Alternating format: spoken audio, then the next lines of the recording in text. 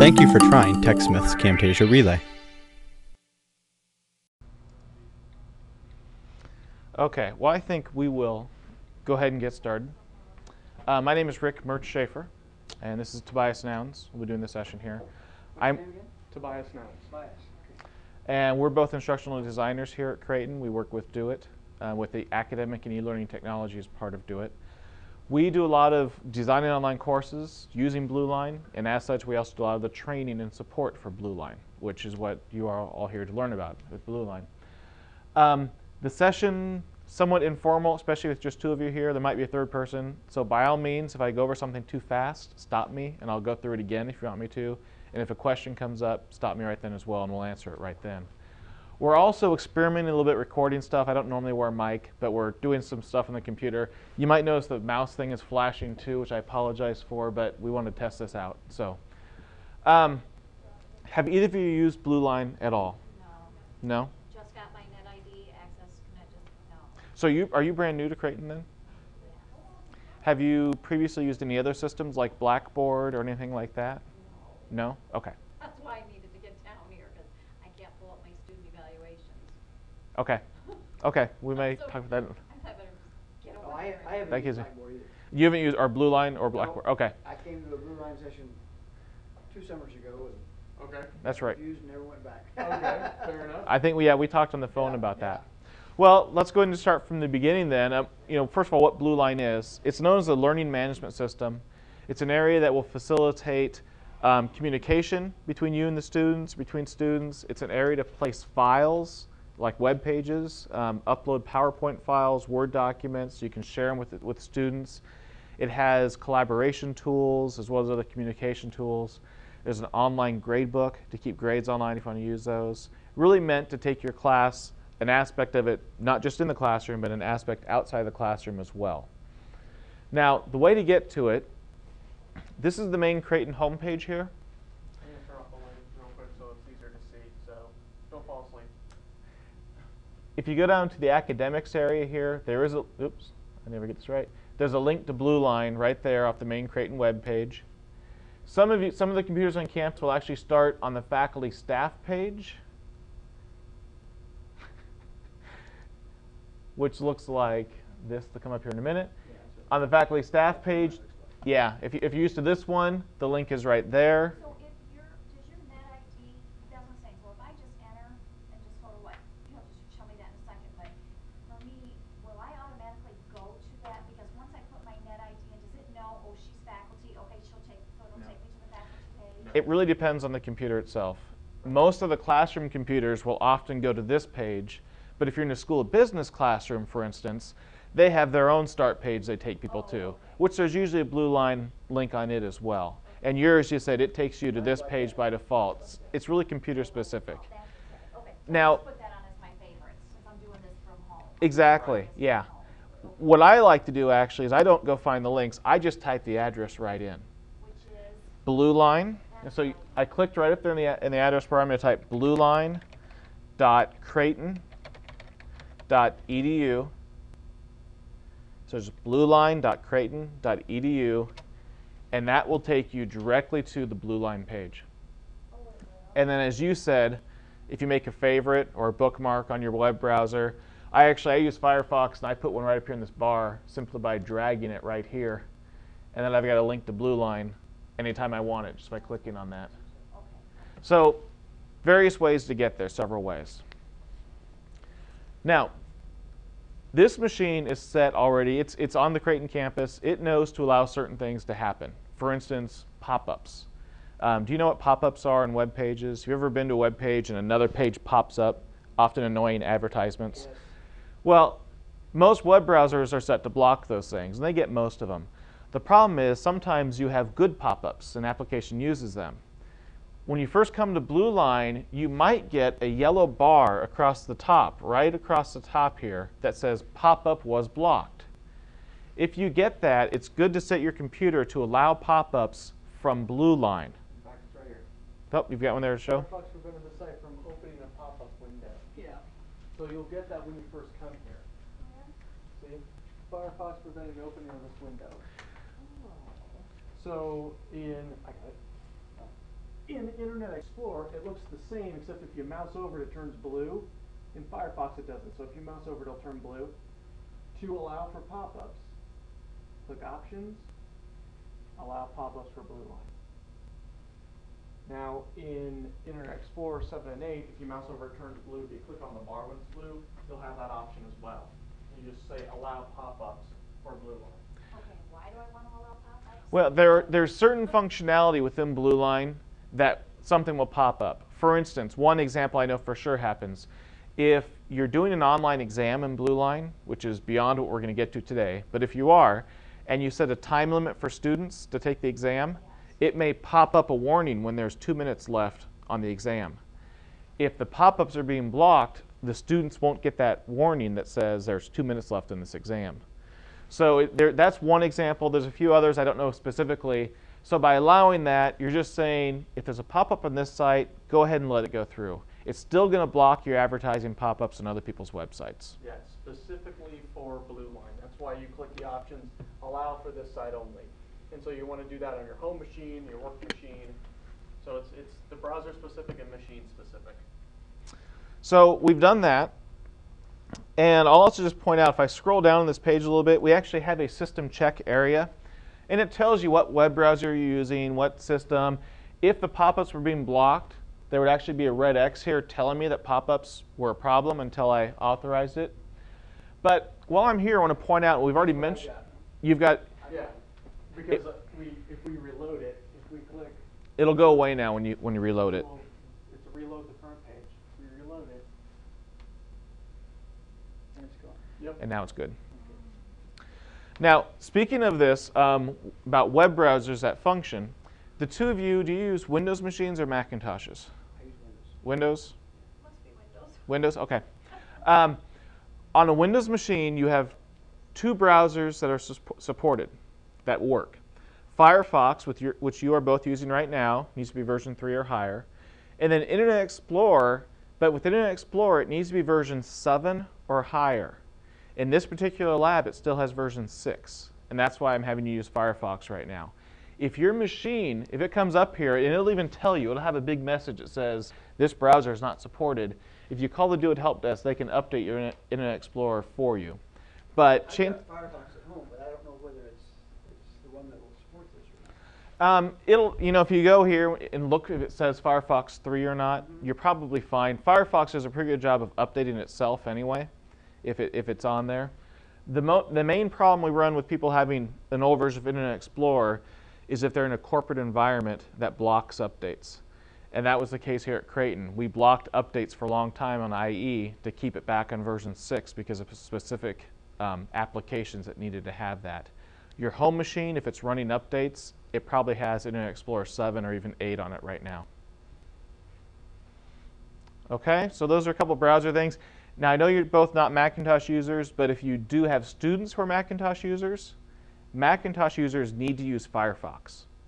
There is no Internet Explorer for Macintosh. And the default web browser for Macintosh is called Safari. It's not supported. So Macintosh users need to use Firefox.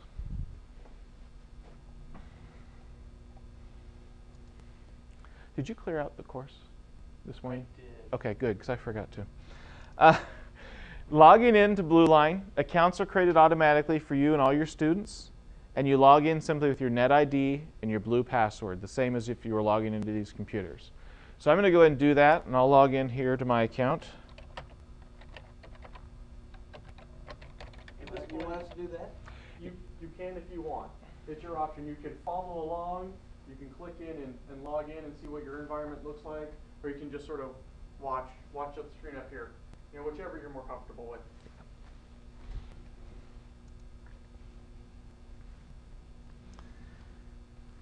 OK, we get logged in there.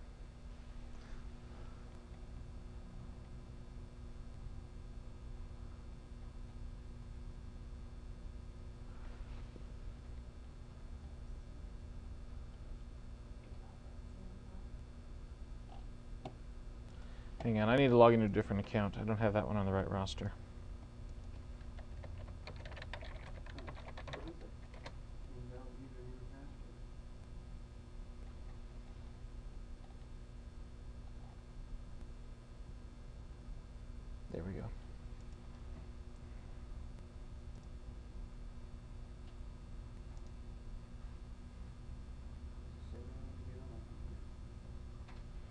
should be the same one. Yeah. There you go. Okay. All right. Okay, and there's my courses. Yes. Well, I haven't got on. Okay. So is everyone, are we logged in now? Your page should look similar to mine, but not the same, because this is what's called the home page, and it's different for every person. For instance, if I look under courses for me, I'm going to have many different courses showing up than you will have. Okay, and someone already pointed out, many of your courses may have in red where it says disabled. Now, we create every course that's taught here at Creighton that's officially in the registrar system, we will create on BlueLine. And we create them disabled to start with. 2 reasons why. Well, at least 2. One, not every instructor uses BlueLine, and even those who do don't use them for every course. So we don't want students to go into those courses if they'll never get used. So while I see that this course is disabled because I'm an instructor, a student in this course wouldn't even see the link. So if you've never used BlueLine before and your courses are all disabled, your students would never have even seen the link if they log in. Okay? Because we don't want, there's no reason to send students there. The second reason is, if you're taking a class right now and you haven't really used BlueLine much and you're playing around creating a fake exam or something in there, you may not want your students to see that information. So we don't want the information to become available too soon before an instructor is ready to make their students have access to it. So does that make sense? We will show you, probably the last thing today, I'll show you how to enable your course if you want to let students in there. But everything we're doing right now, if you're going to follow along, if you pick one of your disabled courses, rest assured students won't see it as long as we don't enable the course. Now, one other thing you may notice if you look at your list of courses, they should be organized by semester. Now, my courses are all fake, so the semesters are kind of goofy. I have one called long term. And then further down, I have lists for fall 2009, fall 2008. These semesters are collapsible. And what I mean by that, if you look at mine for fall 2009, there's no courses listed there, but there's a plus sign. If I click that plus sign, it'll expand the list, and then I can see those old courses, or not an old one, that's a current one. I can see them listed there. For you all, hello, that's fine. If you want to, for an old semester, for instance, if you had courses from fall 2008, you can click this and collapse your menu, and that way then you just have a smaller list of courses.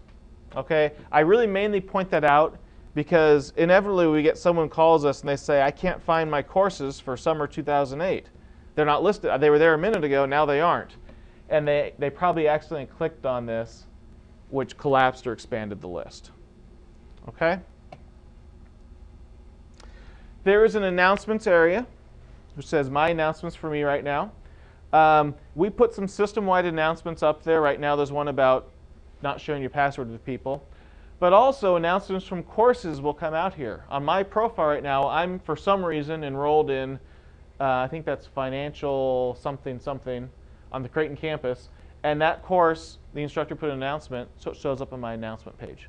Students will get announcements from all their courses in this one place if their instructors make announcements. Okay? So again, we're still just on the home page itself. In addition to courses, there are things called community groups. You may or may not have any listed in your area there. They function the same way as courses, but they're used for more non-official course purposes. For instance, what am I in here that looks interesting? Creighton's athletic student group. I have no idea why I'm in that group, but for instance, so the athletes, they have a group that they will post information to get to all the athletes on campus. Different departments on campus, the English department, don't they have one, Tobias? Yes, they will have community groups set up to share information between faculty. Okay? So why don't we go ahead and let's look at an actual course. I have one I'm going to use called Introduction to BlueLine. Again, if you want to watch me up here, that's fine. If you want to follow along at all, just pick one of your courses that you can go into to look at things. But to enter a course, I click on it. And before I actually look at the course, let's say that I made a mistake. Let's talk about these little buttons over here on the left-hand side. This one at the top here is your home button. looks like a house, it will always take you back to your home page. So notice when I click on it, I go right back to where I was. You follow that? Question mark opens up an online help system, which can be useful, can be confusing too. This is the log out button. This one you don't have, it's an administrator button, so don't worry about it. This one's for a special product called ePortfolio, which we're not going to talk about at all today. The one here for file folders, or it looks like a file folder, is for a learning object repository, which again, we're not going to talk about in this session. Preferences, not a whole lot to do there, to be honest. And an instant messenger client, again, we're not going to talk about. Really, the main button I wanted to show you on here was that home button. If you ever get lost, you're not sure where you're at BlueLine, click that. It'll always take you back to this home page. OK, now let me go back into my course. Nope. This time I really did click on the wrong one by mistake.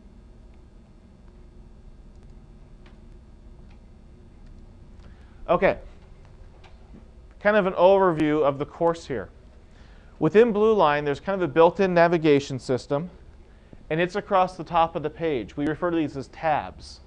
You start out in the course tab, and it's probably white compared to the rest of yours right now. So there's the course tab, calendar, lessons, resources, communicate, reports, automate, and manage. All. Sorry, how'd you get there? I clicked on the name of a course to get into a course. Yeah, so click on one of your courses that you want to go into. And if you want to use your sandbox, actually, that way that's one that we won't mess up. Not mess up, you know what I mean, that you can play around with. Oh, that's your play around with. Yeah, sometimes we create sandboxes for people, and we call them that because it's a course you can play around in. Yeah.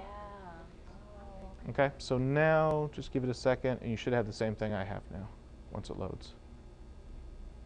Maybe. Oh, does I have 7 messages? Interesting. Wow. What it's listing Click cancel on that, Yeah, but and just click OK on that. It looks like this course has been had some stuff done to it already. Tell you what. that's fine. I can OK. over here. Some of the wording, that course has been customized, let's put it that way. I think the School of Nursing, they made some customized templates.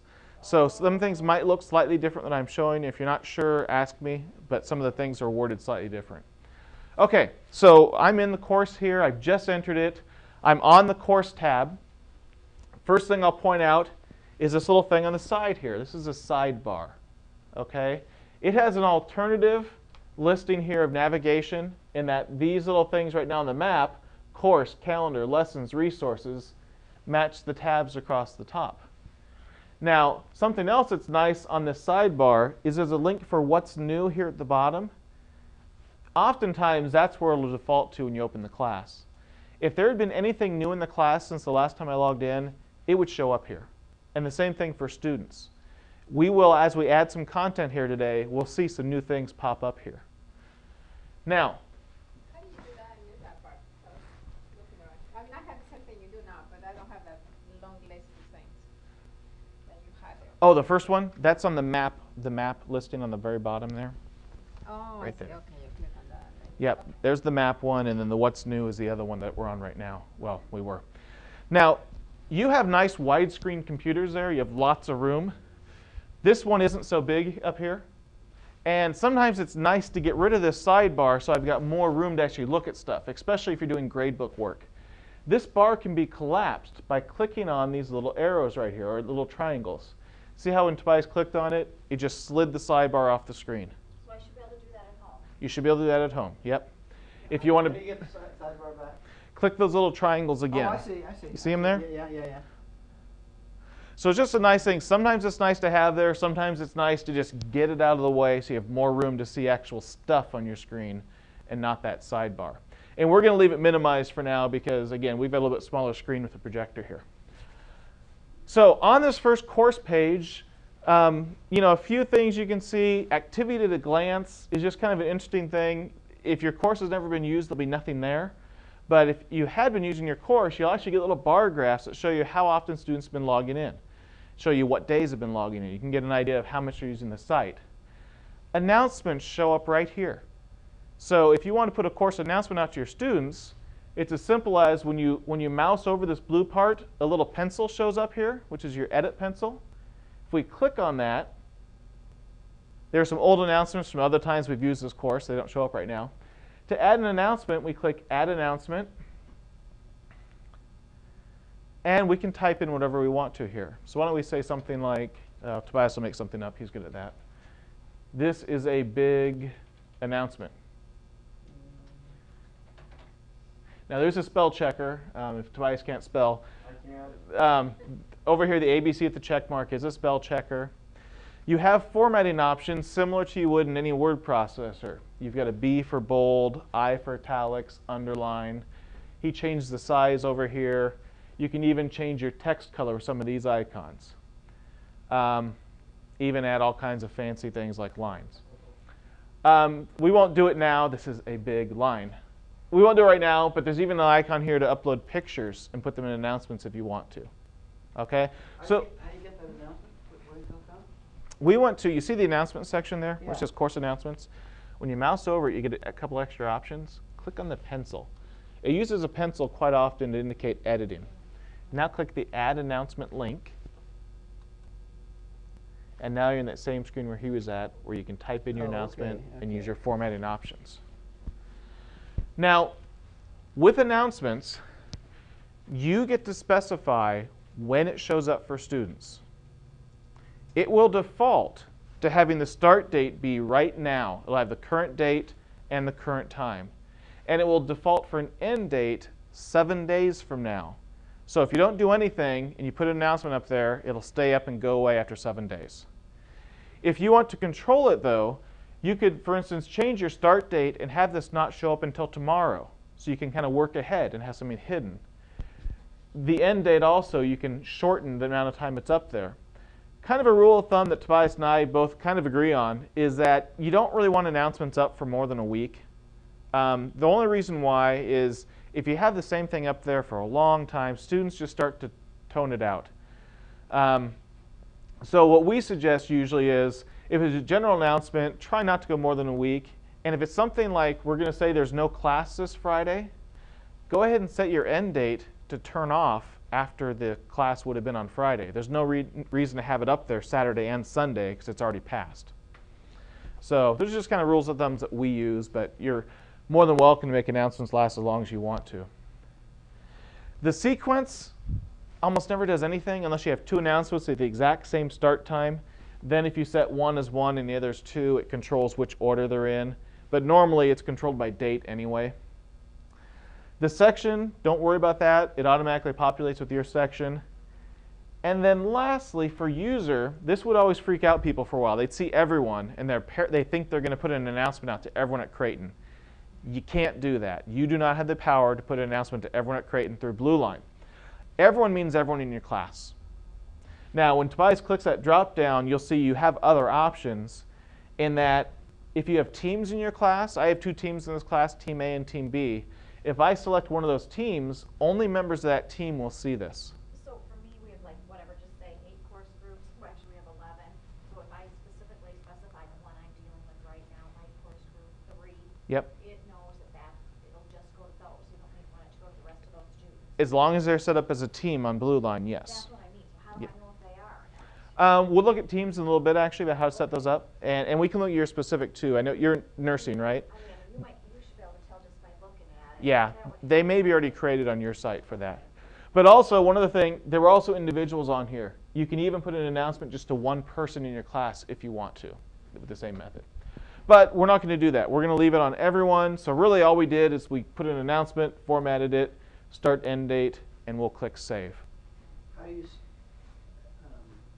send that to them as an email? Well, it won't send as an email. This is giving me an announcement on the site that they'll see if they log in to BlueLine. Okay. It doesn't actually go as an email. Okay. Okay? I saw their email. We will. There is a way to email them. We'll get to that in a minute. So after we've saved it, on this page we see all of our announcements because we're still in the editor. Go ahead and click Exit the Editor, Tobias. Now, did you set the start date for tomorrow, or did you leave it for today? I set it for tomorrow. Like Okay. Don't It would change show up. it. Oh, it's fine. It would show up right here, but he set the start date for tomorrow, so we won't see it. So if we come back tomorrow and log in, I'm just going to edit it. he's going to change it? Okay.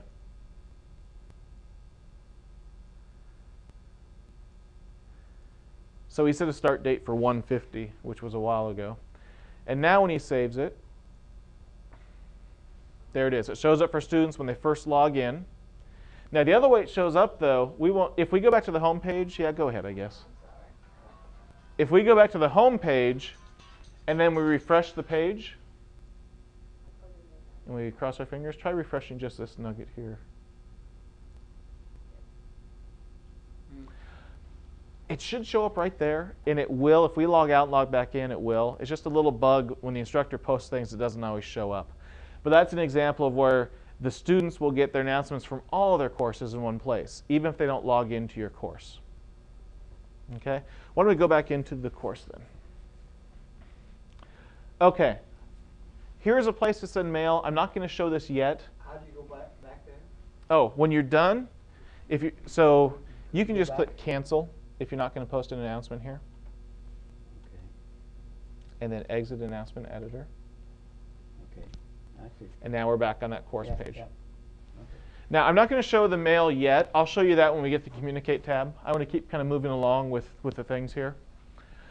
The next tab over is the Calendar tab. This is just a simple calendar. You know, some instructors like it, some don't, and don't find much use for it. If you want to add events to this, it's pretty simple. You either click the Add button up there under Calendar, or what I prefer to do is if you know the event's going to be on Wednesday the 23rd, click on the 23, and it takes you to that same ad screen, but it already puts the date in for you. Then you can simply put in the information about whatever's going to be in the calendar. We'll title this quiz. You can put notes, contact location, all is optional. All you really need to have is the title and then a date and time. And go ahead, we'll set this for the September 23rd at, let's say, 8 a.m. And when we save this, and I'm going over this kind of fast only because I don't think it's really that important, to be honest, and I don't want to spend a lot of time on the calendar. But when he saves this, it does show up then on the course calendar. Okay? And that's not too difficult to figure out if you want to add more things to it. Like I said, some instructors use it, but many don't. Okay. The next tab, the Lessons tab. And this is one on yours, I think, that's renamed Course Information, I think, on yours, because the nursing people did that for some reason. The Lessons tab is kind of what I like to call the main area where you'll put content or you put stuff. If, for instance, you have PowerPoint files that you want to make available to students, this is where you're going to do it. If you want to give online exams, this is where you're going to do it. If you want to create a place for students to send you papers electronically, this is the spot. Pretty much 90% of the stuff you're going to make available for students, you'll do right here. Now, when we go to the Lessons tab, it even gives you a little bit of information here about what you can do here to start with. It might. Some of them, it doesn't have that already. But you simply click on the little link that says Add Content. Does everyone see that underneath Lessons there? And when you click on that, it lays out for you all of your options of what you can do. Okay? Folders, pages, links, surveys, files like PowerPoint files, Dropboxes, students can send files to you, even games, discussion forums for discussions, online discussions outside of class, you name it. So to start with, we're going to create a folder. Okay? So Tobias will click on the folder link. Hold on. The name, yeah, the actual link, not the icon. And just like on your computer, if you ever made a folder on your computer to put things in, all you really need is a name for it. So Tobias will put a name in here. When we design things, we like the idea of weeks, having a folder for each week to organize your content. But many people also will choose to organize folders by topic area. Maybe you have a folder you call PowerPoint files, and that's where all your PowerPoints go to. The title is all that we have to have. But if you want, you can also put a subtitle in. And in this case, Tobias put the actual dates of week 1 in there. Okay? Now, before we save this, I want to show you one other thing you can do with folders. And that is, if we click on the Access tab, it hasn't saved it yet, but it goes to a few more settings. And here, under View Restrictions, there's a little box that says, do not allow users to view this item. In other words, it'll be a hidden folder. So if we're working on stuff and we don't want students to see this yet, we check that box before we save it, and this folder and everything we create inside the folder will be hidden until we come back and unhide it. Does that make sense, the idea that not wanting students to see things right away? Let's go ahead and we'll leave it unchecked for now, and we'll save it. Can I ask Yes. you a password? Who has I mean, I'm supposed to have a password for my file, or each student needs to have it, I mean, eventually? The password field on there, Yeah. that's an optional one. Let's give an example. Let's say that you're going to do an exam using computers. Because anything you create in here, you have that password option. If you put a password on it, then when your students come to class, you tell them what the password is, and that's the only way they can get in to view the exam. So when you see the password there, it's a password you would assign, and students would have to know that password to view the item. Does that answer the question? Yeah. We don't use them a lot, but again, it can be something nice if you want to only allow people in once you've told them the password. After Tobias saved this, notice now at the top it says Week 1 in the subtitle. We are inside the folder we just created. If we click back to the Lessons tab, this is where we started a couple minutes ago when we clicked Add Content, and you can see it created the folder for us. If we click to go inside the folder, we have that exact same Add Content link. It's the same process. So let's just repeat it. We'll say Add Content. And this time, let's upload a file. Do any of you ever share PowerPoint files with your classes or things like that? Yeah, let's say you want to. You want to make it available to them. If you click the File option, this is the way you can upload a file so students can download it off the website then. It's a simple interface. You click the Browse button, go find the file. If you get something there was something on the desktop, I think.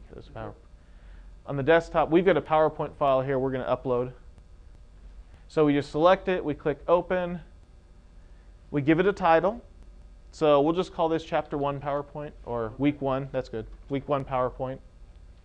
If you don't title it, it takes the title from the name of the file. But sometimes titles are more friendly.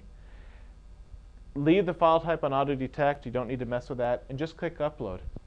And right now it's copying that file from this computer up to the BlueLine servers. And when it's finished here, takes a little while depending on how big it is. Okay, there we go. Twice click OK. Now inside that folder, there's the Week 1 PowerPoint. If a student clicks on that and then clicks on the link, they will actually get that PowerPoint file. So you've made that available to them on the website.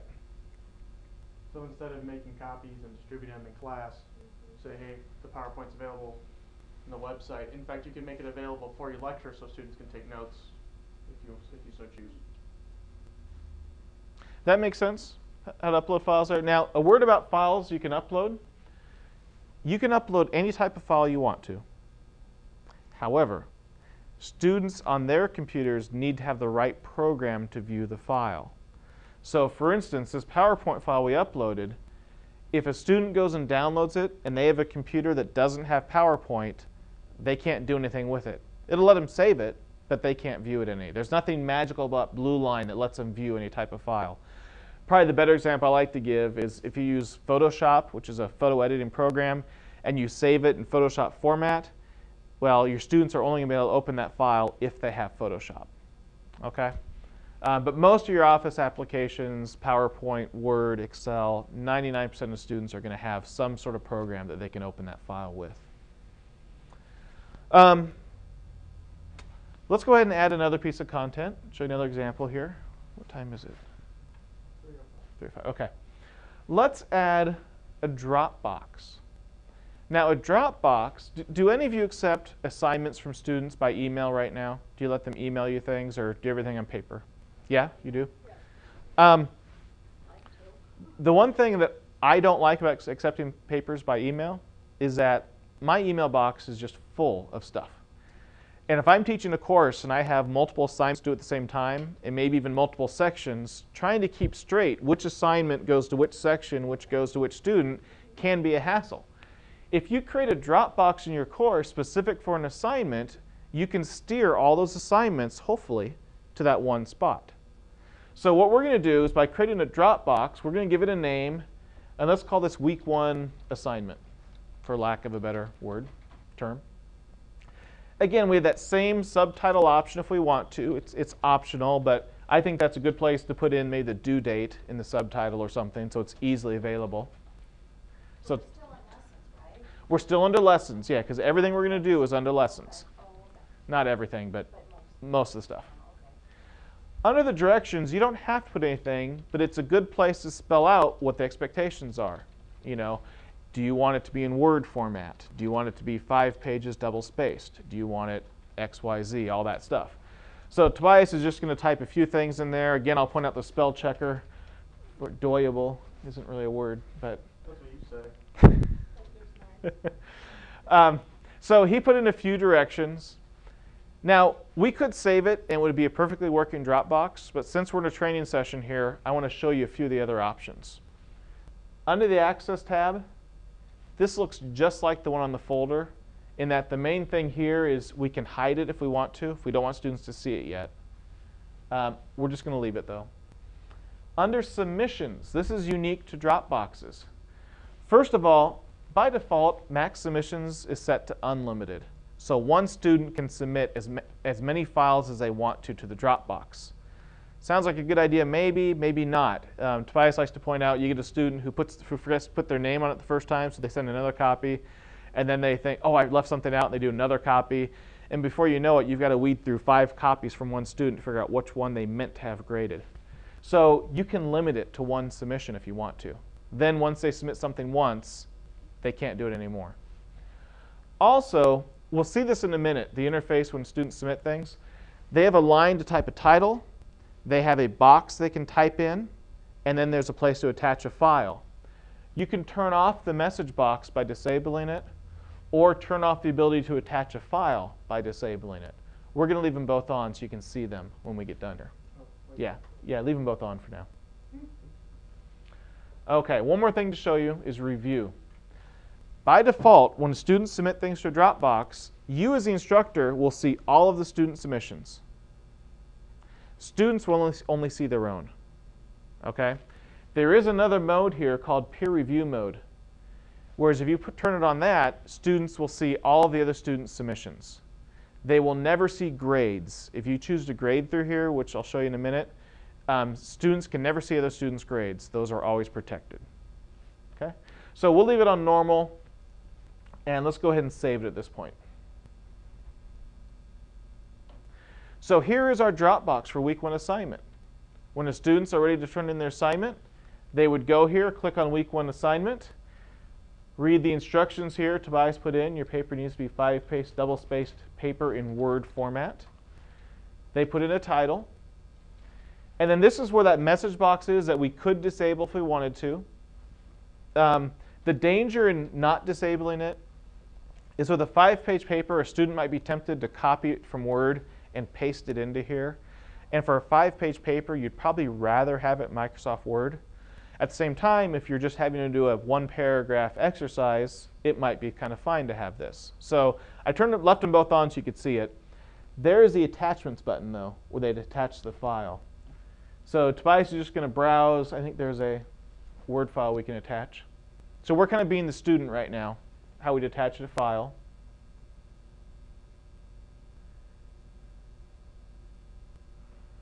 And when finished, he'll click Submit down here.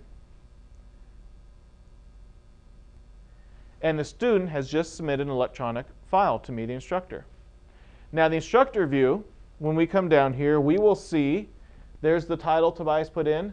There's the date and the time it was submitted, the name of the person who submitted it. If I had 20 students who did this, I would see all 20 lined up right here above each other, whereas the students only see their own. To grade it, you click on it there. Oh, did you do that? Yeah, click on it to grade it as the instructor. You get a grading page. You can put the grade in there. You can put comments back to the student. The actual, we have to scroll down the page a little bit to see the actual attachment, but there's the actual file. You even have the ability to send a file back to the students, okay? If you were to say download the Word file, type in comments, save it again, you could click attachments and send that Word file back to them with your comments.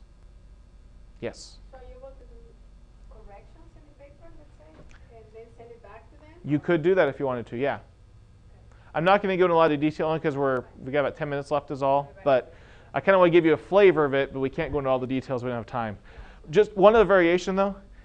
We've even had some instructors that will do an audio analysis. They'll put a microphone like this on, and when they read through the paper, they'll talk into a program and then send an MP3 file back to the students that has an analysis of the paper that way. So you can send about anything back to them with it.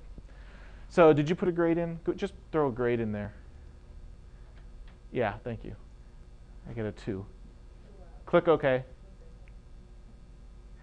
And now you as the instructor, you would actually see that grade showing up here, as well as that student would see the grade.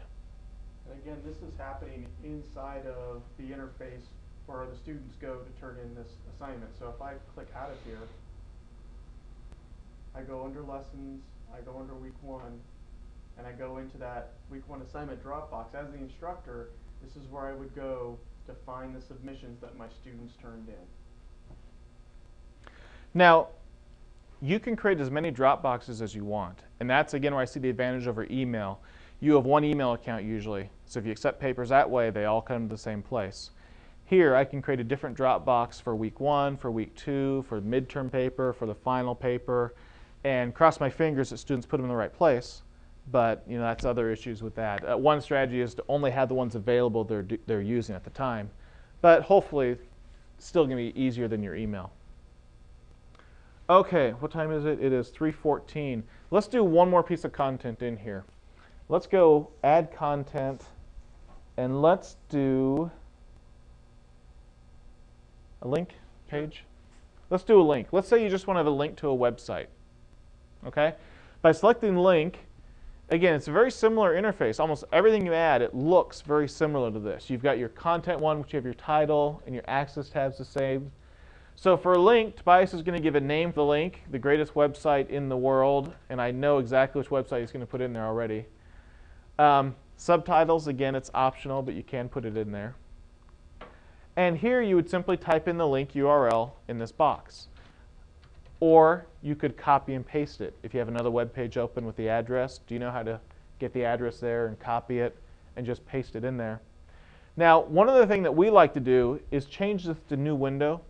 The reason why, if you leave it on same window how it is, it'll display that new website inside this blue frame here. It'll still be inside a BlueLine.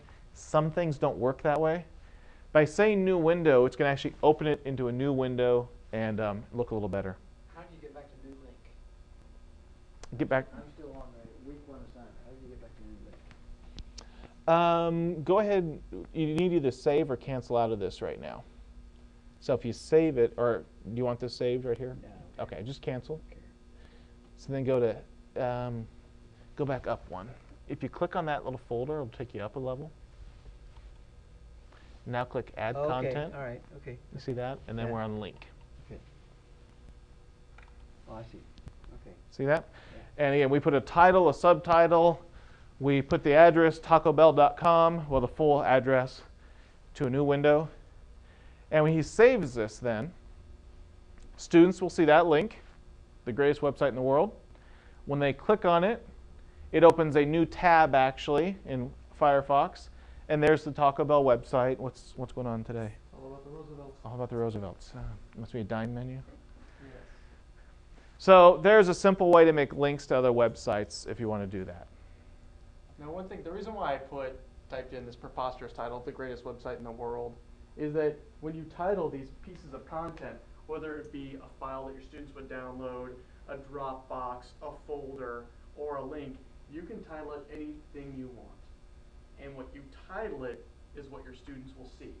And the organization that you provide is how your students will access it. So if you decide to title something that's like a working title that you're going to change later and then you make it live, that's what students will see. So just so you know. So I like making it preposterous titles. Now, something else, I don't know if you noticed or not, as we've added new content, everything new has gone to the bottom. The most recent thing we made is on the bottom here. Sometimes we don't always work in that order when we create things though. Let's say we want this Taco Bell website to be the top thing in this folder. The way to do that is by using this link up here called Rearrange. Rearrange will let you rearrange things within a folder. When he clicks that, we now have a drag and drop type area where he simply drags the piece he wants to move to the other area. So he drugged the website up to the top now. I drugged it. He drugged it. Yeah, I like to make up words during our session here. Feel a little woozy now. And there we go. We've changed the order. Another variation on that, let's say this link really is not part of week 1. It needs to be in a different folder. Well, we can't rearrange to do that because rearrange only works within a folder. Instead, if we want to move this link, we're going to go mouse over and get our little extra submenus here. Click on the Utilities link. And there's an option for Move Item. When he clicks that, it gives you a chance to move this web link somewhere else in the course. Now, if we actually had a lot of stuff here, we might see week 2 folder. We click on week 2, and it takes us into there. If we want to go to the top level of the course, because that's our only other option in this course right now, we'll click on the word top. And now notice it's no longer inside of week 1. But if we go up a level or click on the Lessons tab, we will see it's at the top level of the course now. It moved it out of this folder to the top level. I could even do rearrange inside of this level here too. Yep. So I want week 1 to be there. I drag that down below it, click save, and rearrange. You drugged it down. I drugged it. Any questions about some of the stuff in the Lessons tab?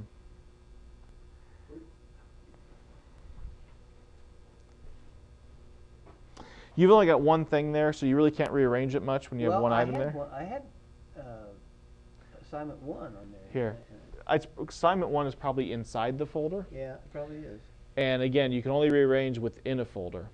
So if you cancel this, click on Conflict Theory. So you go inside the folder. So you've got 2 things there. Yeah. So now if you click Rearrange on this screen, you'd have those 2 items that could be rearranged. So for instance, you can click on week 1 assignment, Okay. click and hold, and then drag it down. And see how it changed the order? Now let go. And if you save that, it'll change the order then within that folder. And I can drag this one down. Yep. Does that make sense? So the rearrange is within a folder. Okay, yeah, I see now. Okay. Let's go ahead and let's move on beyond the Lessons tab. There's a lot more there. We don't have time to cover everything, obviously, in this 1-hour session. The Resources tab has a few things built in automatically, mainly for student use. For instance, there are links to the 3 libraries here on campus built in for students. We have some links to some student resources. There's a nugget here, a Google search area where they can search Google right away. This is one piece of content that you don't have to add in lessons if you don't want to. If you have a syllabus in Word format, we could have, under the Lessons tab, just did Add Content, File, and uploaded our syllabus right there.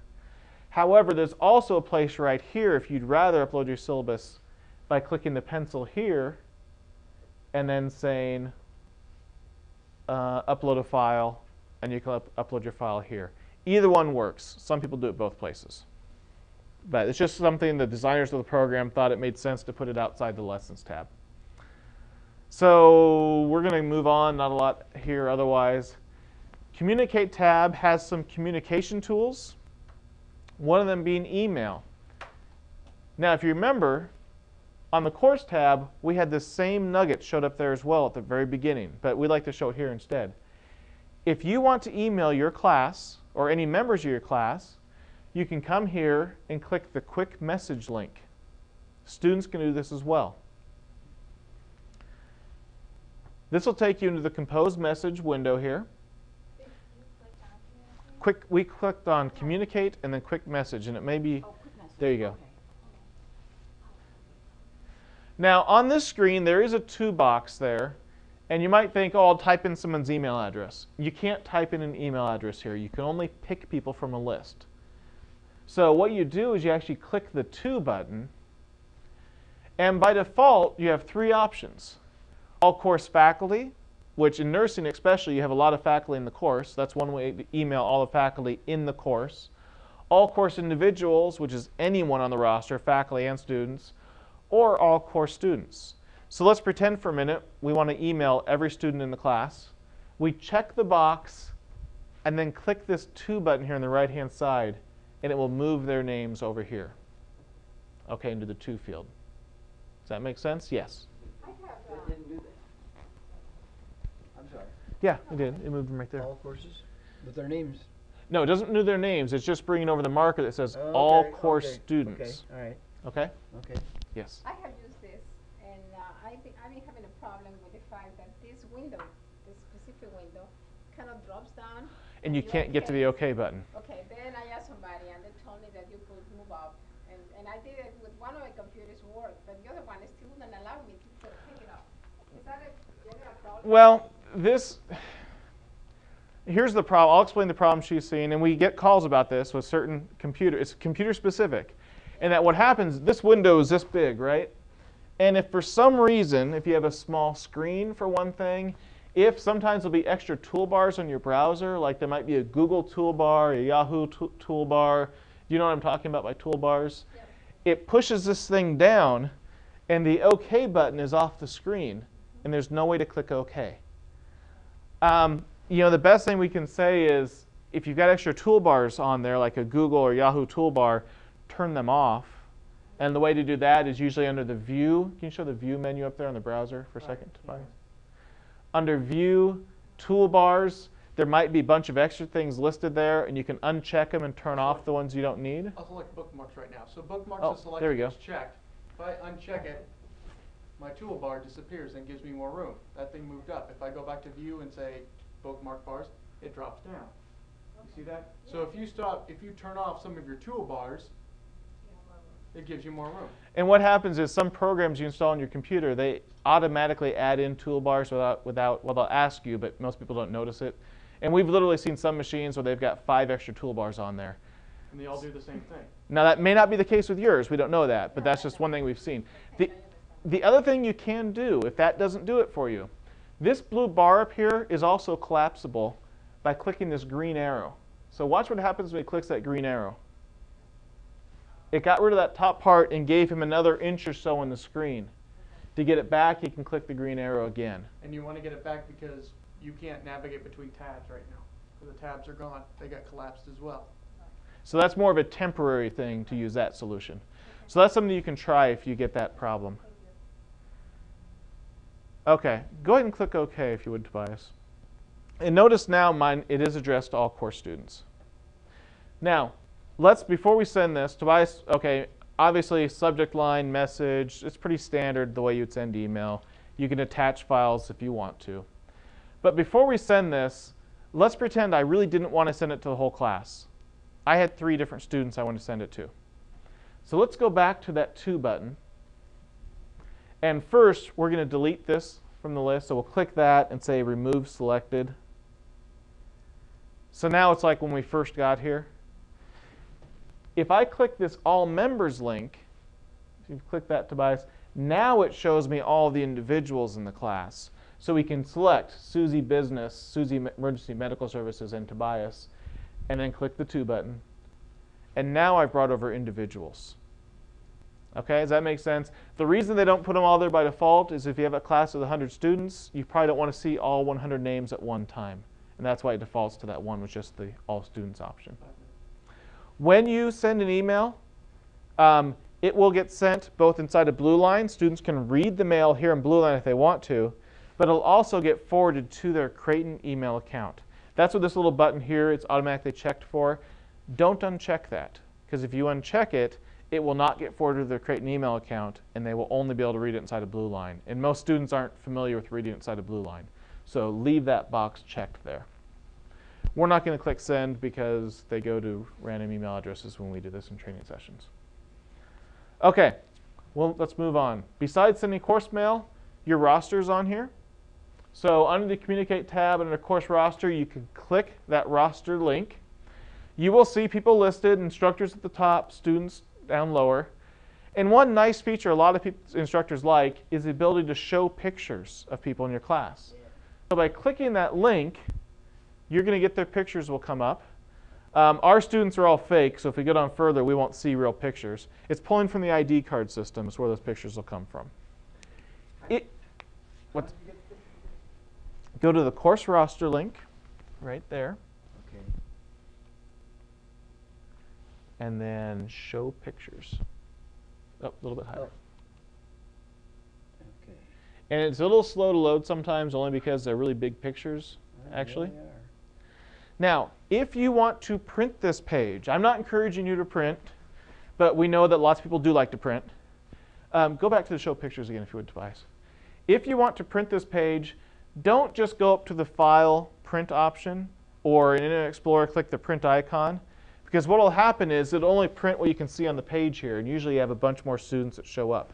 Instead, there's a link that says Print. And if you click that, it'll then format a page that will print as many pages as it needs, and it won't waste paper that way.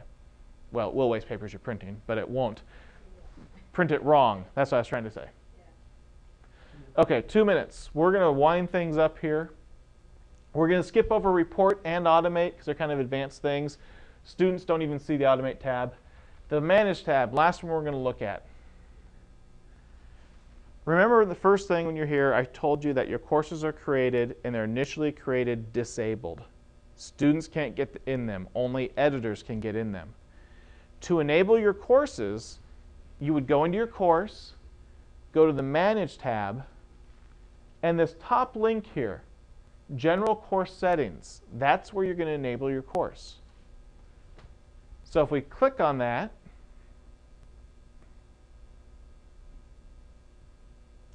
and wait for a second. And this page, normally it comes up to the course right there. Under the Access tab, because we're talking about accessing the course, who has access, if we click that, where it says Member Access, right now it says Editors Only. You all are editors for your courses because you're the instructors. So that means only you have access. To give students access, you change that to all members, and now anyone on the roster would have access. So we change that, we click Save, it says your course was successfully saved. Just like that, our course is now available to all our students. 329. So we should put all members then? If you want to let your students in, yes. Once you're ready to let your students in to see the course, change it to all members. If it's a course you're not going to use, for instance, like we mentioned earlier, not all instructors will use it. Use BlueLine, just leave it on editors, and then your students don't see it. Some examples, if you're the instructor for internships, often I've seen some instructors have 5 or 6 internships listed, which they're never going to use BlueLine for. So we leave it disabled so the students aren't going in there and finding nothing, basically. I think we're out of time, unless there are some specific questions you all would like us to. Okay. Any other questions? You had a question about Teams. We can show you real quick about Teams. Under the Manage tab, and again, only you, students don't have access here, there is a place called Teams. And if you click on that, you would see if there are any teams in your course. To add a team manually, just click Add a Team, name it, and then check next to the students you want to add to that team. One other thing I'll point out here, and I didn't mention this, the rosters are automatically created and updated from the official registrar system. You don't have to add students and remove them from your course. It's not instantaneous, though. If a student were to add your course right now, for instance, they wouldn't show up into your roster until about 4 a.m. tomorrow. Because it's once a day, at I think 4 or 5 a.m. is when the rosters get updated. But they are added and removed. I have a question. It's about grades, but I'm not going to be here for the grade course on Wednesday. Can I import grades from a different website that has like a spreadsheet already with the grades there? Can I import that into the grades there from BlueLine? Maybe. No, I'll say yes. Yes, it just depends on how it comes from the other website and how friendly it is. You can import grades. Let me see if we got anything here at all. I don't have a file ready, so I can't show you very well. But there is an import grade option here. Okay, so my external file. So maybe what I can actually do, I don't know if I can, I'll try this. Copy paste to an Excel. You can. The thing is, on the external site, is it like a publisher textbook site? You need to, in the file, have the student's net ID next to their grades in order to import it. Next to their grades. In one of the, so you need to have a column with all the students' net IDs, Okay. and then say a column with their exam 1 grade or quiz 1 or something, and then you can import it. It has to have that net ID though, so it knows which grade goes to which person inside your grade book. Okay. So it doesn't know who's who unless it has the net ID. Right. And I don't think that an external system is going to know the student net ID. So when you import it and turn it into an Excel file, you'll then have to match up the net ID to the scores Right. for it to get into the system. Okay.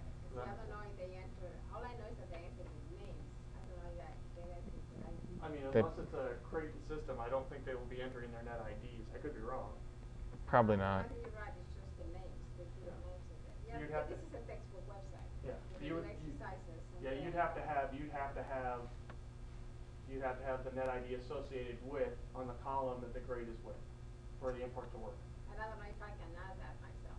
You would have to bring Well- in Excel and then Okay, so I would have to copy and paste from the textbook website into an Excel spreadsheet, and then I put the ID numbers there, and from there then I can import. You could do that. You know, if you could export, say, from the textbook website, let's say 4 different quiz scores all in one spreadsheet, it probably has their names. In the spreadsheet, then, you would have to type in their net IDs or copy and paste them in. Okay. Then you could use this method with either comma delimited or tab delimited file, which is more than, I could help you at some point doing this, but I can't explain it right now. And then you actually, what happens is you map the columns. You say that this column has grade for quiz 1, this column has quiz 2, this column has quiz 3, and it will pull them in. Okay. I get scared when I import things. Yeah. Just to be honest, I know what I'm doing pretty much, but I get scared telling people only because if you haven't seen it, you're messing with a grade book. Now, I don't say don't do it. I'm saying if you want to play with it, give us a call and we can help you see how that would work. But it's going to be some manual stuff though still, because you've got to have some way to compare it to the student. Yeah. Okay. Okay? You ready? Yeah, then I have a question. Thank you. Okay. Thank you for coming. I'm gonna turn on the light so nobody gets scared. No, I'm not scared. So I stopped recording yours a little bit short on my iPhone. Thank you for trying TechSmith's Camtasia Relay.